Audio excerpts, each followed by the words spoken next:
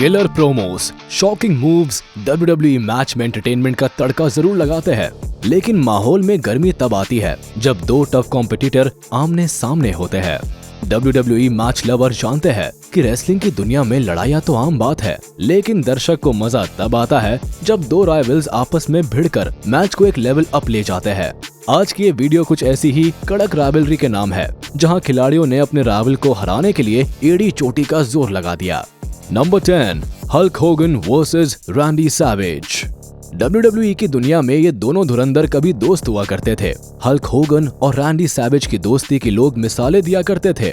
साथ में दोनों ने मेगा पावर टीम भी बनाई थी, लेकिन जल्द ही इस दोस्ती में नफरत की ऐसी कड़वाहट घुल गई कि हल्क होगन और रैंडी सैवेज 80s के सबसे बड़े राइवल्स के रूप में उभर कर सामने आए। दरअसल इनकी लड़ाई की जड़ माचो मैन की एक्स वाइफ मिस एलिजाबेथ रही, जिन पर हल्क होगन के साथ अफेयर का इल्जाम लगाया गया।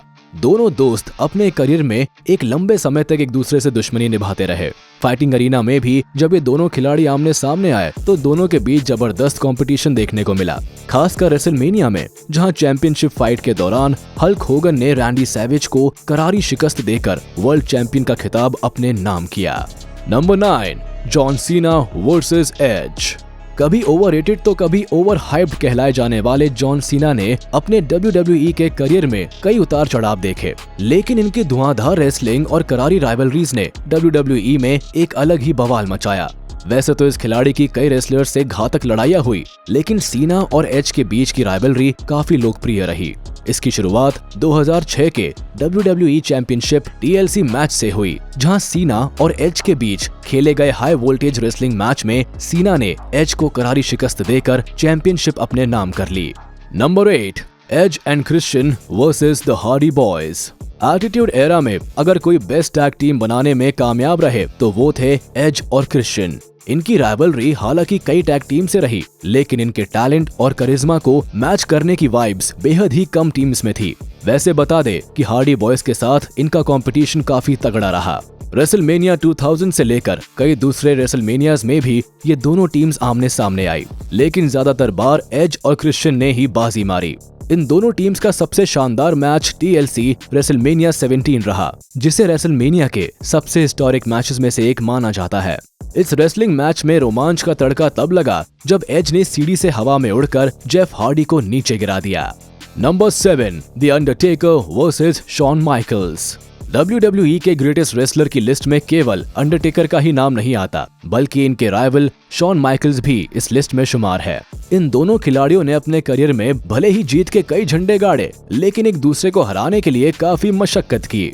इन दोनों के बीच राइवलरी की शुरुआत समर स्लैम 1997 से हुई और साल 2010 के रेसलमेनिया 26 में खत्म हुई। इस दौरान दोनों ने कई बड़े और शानदार मैचेस में एक दूसरे को टक्कर दी, लेकिन इनका सबसे एपिक मैच साल 2009 का रेसलमेनिया 25 रहा, जहां 30 मिनट की फुल ऑन एक्शन फाइट के आखिर में अंडरटेकर ने शॉन माइकल्स को टूम्बस्टोन पाइल ड्राइवर देकर हरा दिया। और कुछ ऐसा ही हाल रेसलमेनिया 26 का भी रहा। ये मैच शॉन माइकल्स का रिटायरमेंट मैच था, लेकिन उन्हें इस मैच में भी अंडरटेकर से हारना पड़ा। Number 6, the rock versus triple H. Triple H ने अपने रेसलिंग करियर में कई बड़े राइवल्स पाले और कई खिलाड़ियों को हार का स्वाद जरूर चखाया, लेकिन इनके सबसे बड़े प्रतिद्वंदी रॉक रहे। जी हाँ, वही रॉक जिन्हें आज आप फिल्मों में बड़े बड़े एक्शन करते देखते हैं। कभी ये हीरो रेसलिंग की दुनिया के चमकते सितारे थे और ट्रिपल एच से इनकी राइवलरी काफी अनोखी थी। दोनों ने साथ में कई बेस्ट और वर्स्ट मैच खेले और एक दूसरे को कई बार हराया, लेकिन इनके बैकलैश 2000 मैच को ऑडियंस का सबसे ज्यादा प्यार मिला।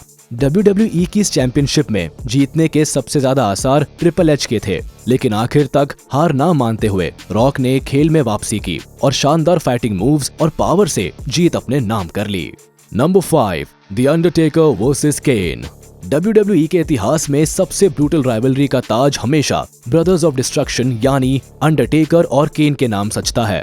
इन दोनों खिलाड़ियों की राइवलरी इसलिए भी खास है क्योंकि इन्हें हाफ ब्रदर कहा जाता था, लेकिन जब ये आमने सामने होते थे तो एक दूसरे के प्रति जरा भी दया नहीं दिखाते थे।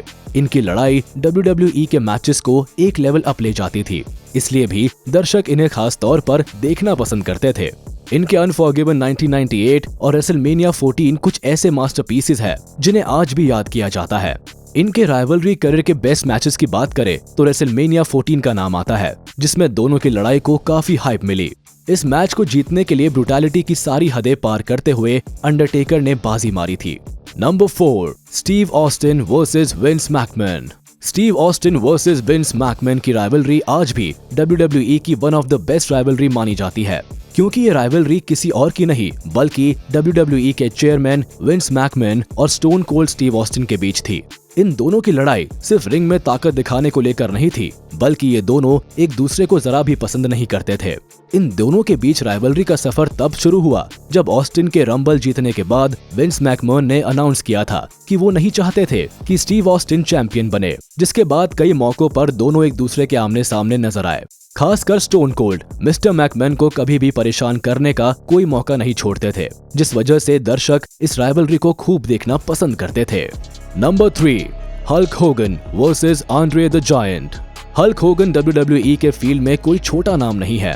1980 और 1990 के दौर में ये रेसलिंग इंडस्ट्री के सबसे बड़े खिलाड़ी थे, जिन्होंने रेसलिंग इंडस्ट्री में अपना दबदबा कायम किया था और सबसे लोकप्रिय खिलाड़ी बनकर उभरे थे।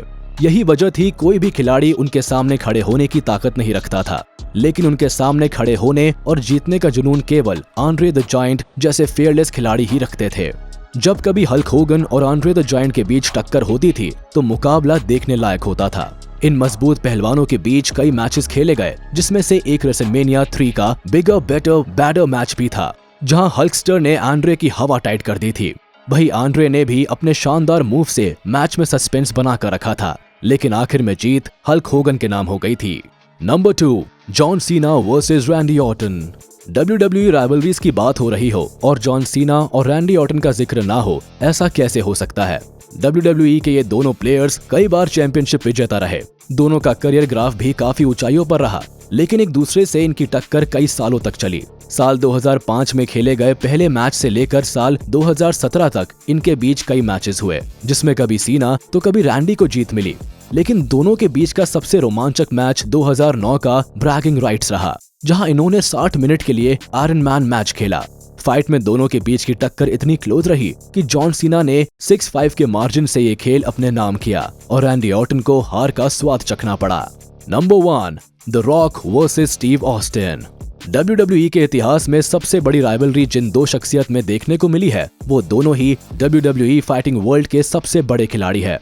हम बात कर रहे हैं द रॉक और स्टीव ऑस्टिन की, जिन्होंने साल 1990 और 2000 के बीच रेसलिंग इंडस्ट्री को हिलाकर रख दिया था। इन दोनों प्लेयर्स के बीच खेले गए सभी रेसलिंग मैचेस को आज भी WWE के गोल्डन टाइम्स की तरह याद किया जाता है। जब भी ये दो खिलाड़ी रिंग में उतरते थे तो अपने फाइटिंग मूव से ऑडियंस को जबरदस्त एक्शन देखने को मिलता था। इनके बीच खेले गए कुछ शानदार मैचेस में से सबसे ज्यादा रेसलमेनिया 17 को याद किया जाता है, जहां दोनों ही फायर की तरह रिंग में उतरे। इस मैच से पहले रॉक WWF चैंपियनशिप अपने नाम कर चुके थे, जबकि ऑस्टिन 2001 के रॉयल रंबल के विनर थे। ऐसे में इन दोनों ने एक दूसरे को हराने के लिए सभी दांव पेच अपनाए, लेकिन आखिर में जीत स्टीव ऑस्टिन की हुई और रॉक हार गए। मगर रेसलमेनिया 19 में रॉक ने इस हार का बदला लेते हुए स्टीव ऑस्टिन को हराया और दोनों के बीच की राइवलरी पर हमेशा के लिए विराम लगाया। तो चलिए दोस्तों, ये थी WWE इतिहास की कुछ ऐसी राइवलरीज जिन्हें आज भी याद किया जाता है, जिन्होंने न सिर्फ मैच जीतने के लिए ब्रुटैलिटी की हदें पार की, बल्कि दर्शकों का भी खूब मनोरंजन किया। वैसे इसमें से आपकी फेवरेट राइवलरी कौन सी है, हमें कमेंट कर जरूर बताइएगा। तो चलिए अब हम आपसे विदा लेते हैं, जल्दी हाजिर होंगे एक नई वीडियो के साथ। आप जाने से पहले इस वीडियो को लाइक और शेयर करना ना भूले, और अगर अभी तक आपने हमारे चैनल को सब्सक्राइब नहीं किया है तो जल्द कर ले, ताकि हमारी सारी वीडियोस आप तक सबसे पहले पहुंच सके।